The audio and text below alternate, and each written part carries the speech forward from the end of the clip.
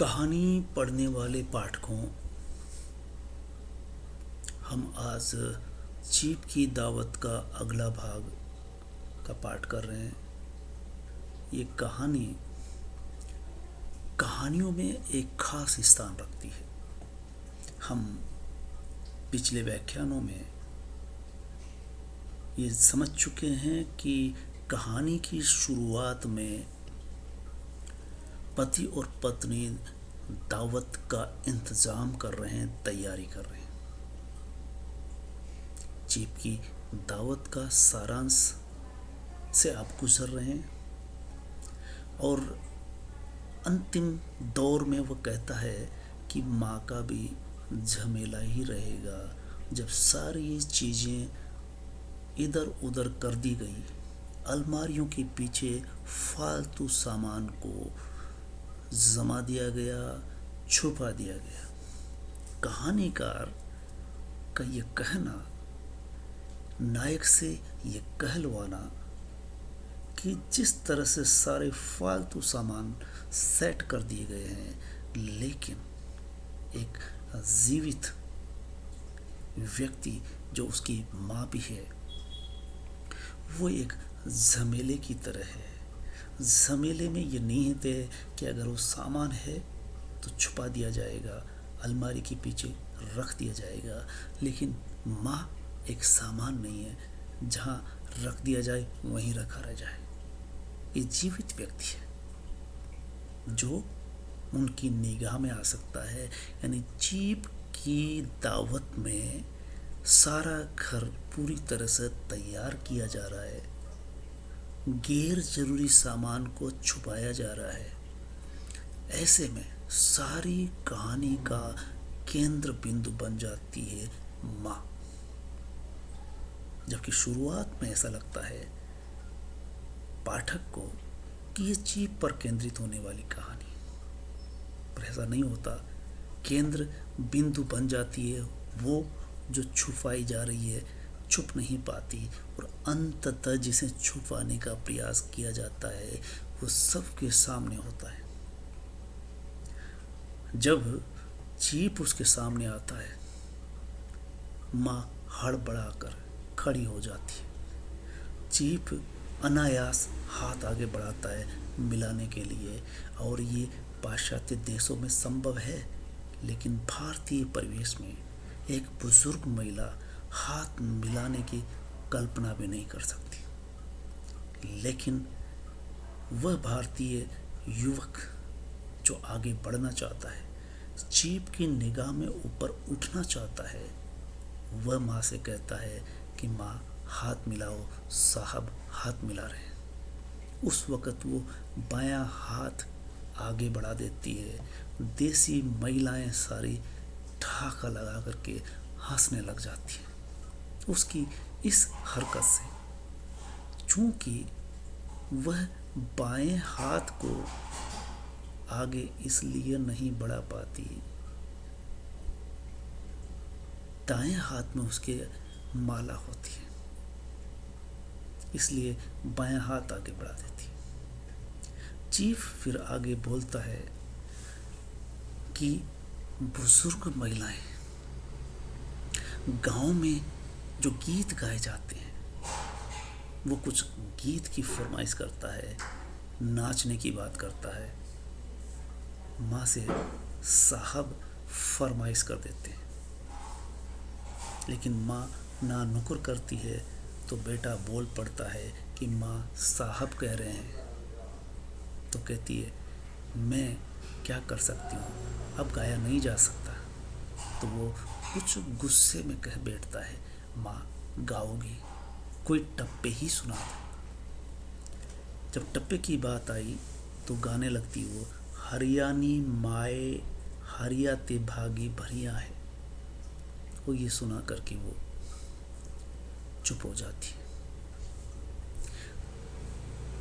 Chief फिर बोलता है कि गांव में महिलाएं दस्तकारी जरूर करती है। वो दस्तकारी क्या है? शामनाथ आगे बढ़कर के कह देता है कि मैं एक अच्छी सी भेंट आपको देने वाला हूँ। लेकिन साहब उसकी बात को तुरंत नकार देते हैं। कहते हैं कि मैं दुकानों की चीज़ें नहीं लिया करता। और आगे पूछता है कि घरों में और क्या क्या बनता है। तब वो कहती है कि औरतें फुलकारियाँ बनाती है, बच्चियाँ गुड़ियाँ बनाती है। तो जब फुलकारी की बात आई तो माँ घर के अंदर जाती है और पुरानी फुलकारी उठा करके ले आती।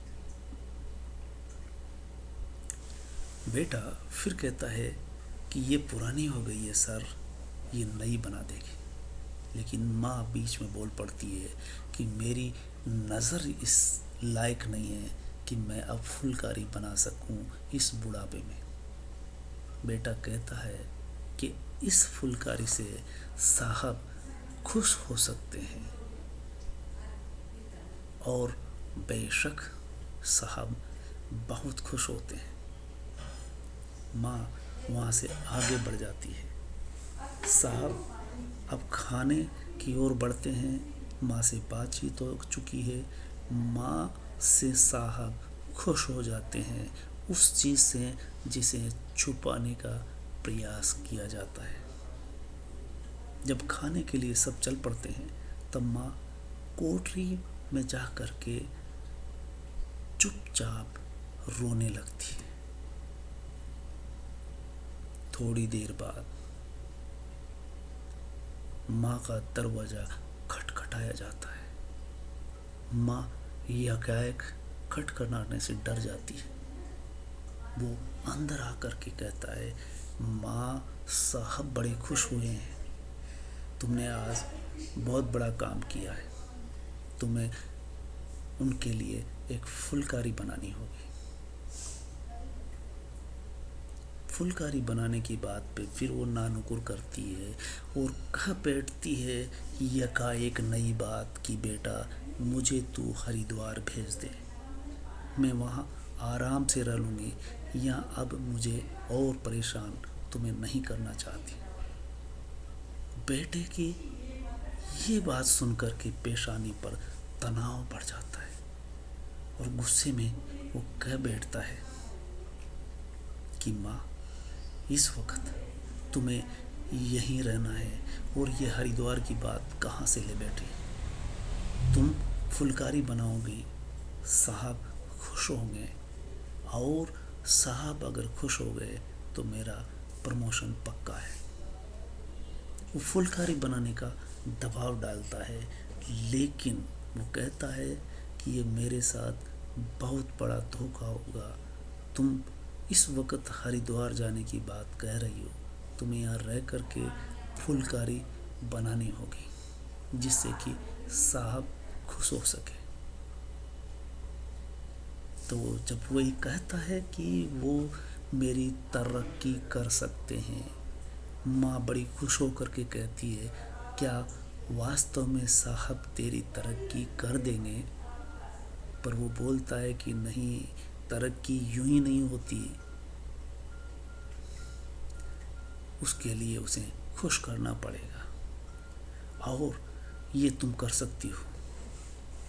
तब वो बोल पड़ती है कि ठीक है बेटा, जैसा बन पड़ेगा मैं वैसा बनाऊंगी।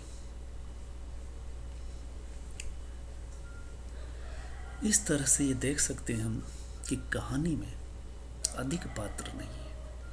एक पात्र है जिसका नाम आता है शामनाथ। यहाँ बेटा और माँ, पत्नी और पति, और शेष बचे स्टाफ कर्मी, पति और पत्नी। केंद्र में दूसरे हैं चीफ साहब। कहानी संकट से आरंभ होती है। नामवर सिंह ने इसे गौर किया कि कहानी की पहली पंक्ति, और आगे बढ़ते हैं। कहानी में संकट आ खड़ा होता है कि अब माँ का क्या होगा।